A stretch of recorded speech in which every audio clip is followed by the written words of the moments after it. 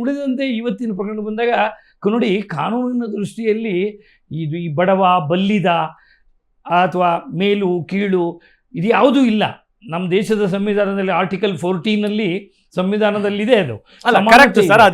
ಆದರೆ ಕೆಲವೊಂದು ಇತ್ತೀಚಿನ ತಾವೊಂದು ಅವಕಾಶ, ಕೆಲವೊಂದು ಇತ್ತೀಚಿನ ಪ್ರಕರಣಗಳಲ್ಲಿ ನೀವು ಸಾಮಾನ್ಯದ ಶ್ರೀಮಾನ್ ದರ್ಶನ್ ಅವರ ಒಂದು ಏನು ಜಾಮೀನು ಅರ್ಜಿ ಸುಪ್ರೀಂ ಕೋರ್ಟ್ನಲ್ಲಿ ಅವರ ಇದ್ದಿದ್ದಂತಹ ಜಾಮೀನು ಕೊಟ್ಟಿದ್ದಂಥದ್ದನ್ನು ವಾಪಸ್ ಪಡೀಲಾಯಿತು.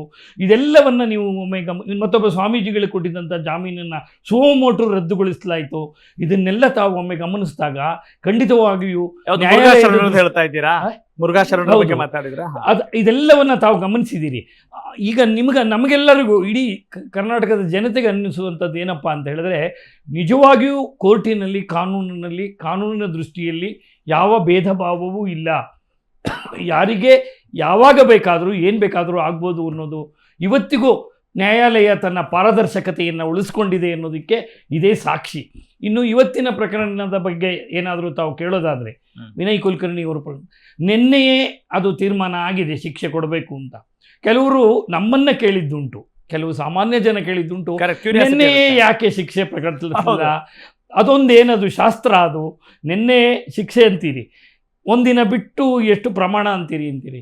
ಅದು ಸಾಮಾನ್ಯ ಹಿರಿಯ ಅಧಿಕಾರಿಗಳಾಗಿದ್ದಂಥ ಸಾಹೇಬ್ರಿಗೆ ಗೊತ್ತದು.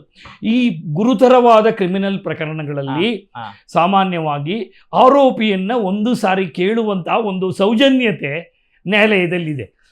ಅಂದ್ರೆ ಇಂಥ ಪ್ರಕರಣ ಅಂದ್ರೆ ಹೇಗೆ ಅಂದ್ರೆ ಇದು ಹೀನಿಯಸ್ ಅಫೆನ್ಸ್ ಅಂತೀವಲ್ಲ, ಹೀನಿಯಸ್ ಅಫೆನ್ಸ್ಗಳಲ್ಲಿ ಏನಾಗುತ್ತೆ ಅಂದರೆ ಗುರುತರವಾದ ಶಿಕ್ಷೆಯನ್ನು ಕೊಡುವಂತಹ ಪ್ರಕರಣಗಳಾಗಿರುತ್ತೆ. ಈಗ ಅದು ಅತ್ಯಾಚಾರ ಇರ್ಬೋದು, ಅಥವಾ ಕೊಲೆ ಇರ್ಬೋದು, ಅಥವಾ ಕೊಲೆ ಯತ್ನ ಇರ್ಬೋದು, ದರೋಡೆ ಇರ್ಬೋದು. ಇಂತಹ ಈ ಪ್ರಕರಣಗಳಲ್ಲಿ ಏನಾಗುತ್ತೆ, ನ್ಯಾಯಾಧೀಶರು ನನ್ನನ್ನು ಒಂದು ದಿನ ಮಾತಾಡಿಸ್ಲಿಲ್ಲ, ನಿನ್ನ ಕಷ್ಟ ಏನು ಅಂತ ಕೇಳಿಲ್ಲ ಅನ್ನುವಂಥದ್ದು ಬರಬಾರ್ದು ಅಂತನೋ ಏನೋ ನಮ್ಮ ನ್ಯಾಯಾಂಗ ವ್ಯವಸ್ಥೆಯಲ್ಲಿ ಏನಪ್ಪ ನೀನೇನು ಹೇಳ್ತೀಯಾ ಅಂತ ಒಂದು ಕೇಳೋ ಒಂದು ಅಭಿಪ್ರಾಯ ಇರುತ್ತೆ. ಆದರೆ ಆ ದಿವಸ ಹೋಗಿ ನಾನು ನಿರಪರಾಧಿ ಅಂತ ವಾದ ಮಾಡೋದ್ರಲ್ಲಿ ಯಾವ ಅರ್ಥವೂ ಇಲ್ಲ.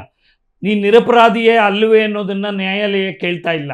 ನ್ಯಾಯಾಲಯ ತೀರ್ಮಾನಕ್ಕೆ ಬಂದಾಗಿದೆ, ನೀನು ಅಪರಾಧಿ, ನಾನು ನಿನಗೆ ಶಿಕ್ಷೆ ಕೊಡಲು ನಿರ್ಧರಿಸಿದ್ದೇನೆ, ಹಾಗಾಗಿ ನೀನು ಇನ್ನೇನಾದರೂ ಹೇಳೋದಿದೆಯಾ ಅಂತ